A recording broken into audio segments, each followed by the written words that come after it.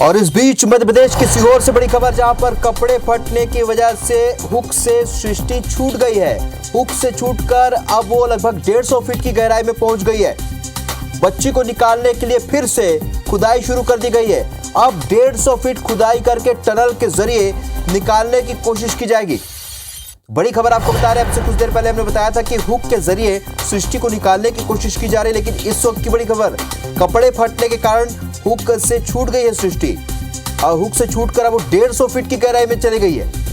बच्ची को निकालने के लिए फिर से खुदाई शुरू कर दी गई है, क्योंकि खुदाई बंद कर दी गई थी। वाइब्रेशन से बच्ची और नीचे खसक रही थी, लेकिन अब 150 फीट वो नीचे चले गई, जिसकी वजह से फिर से खुदाई शुरू की गई है। ब्रिजेश हमारे सहयोगी फोन लाइन पर जुड़े। ब्रिजेश, क्या जानकारी?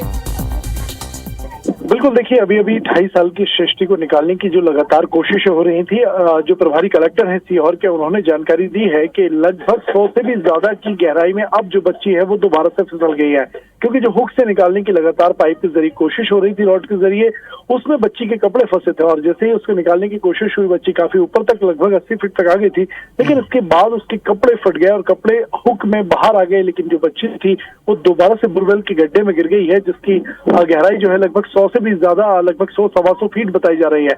एक बार फिर से दोनों मेथड पर रेस्क्यू ऑपरेशन शुरू किया गया है आर्मी के द्वारा। यहाँ पर गड्ढे भी खोदे जा रहे हैं। तमाम जो मशीनें हैं, पॉकलैंड मशीन हो, जेसीबी हो या दूसरे इक्विपमेंट्स हो, स्टोन कटर हो, ये तमाम मशीनें लगातार शुरू की गई हैं और एक बार दोबारा से गड्ढा खोदने की लगातार कोशिशें जारी हैं। दूसरी तरफ जो आर्मी की और एनडीआरएफ की टीम है, वो दोबारा से हुक के जरिए बच्ची को फंसाकर ऊपर निकालने की कोशिश में जुटी है। यानी कि अब 2-in-1 एक्शन प्लान पर काम किया जा रहा है। दोनों तरीकों से बच्ची को बाहर निकालने की कवायद है। हालांकि अभी अभी कलेक्टर ने कहा है कि इसमें थोड़ा वक्त लग सकता है, 1 या 2 दिन का समय पूरे रेस्क्यू ऑपरेशन में अब लग सकता है, क्योंकि अब हुक फंसने का कोई जरिया बचा नहीं है।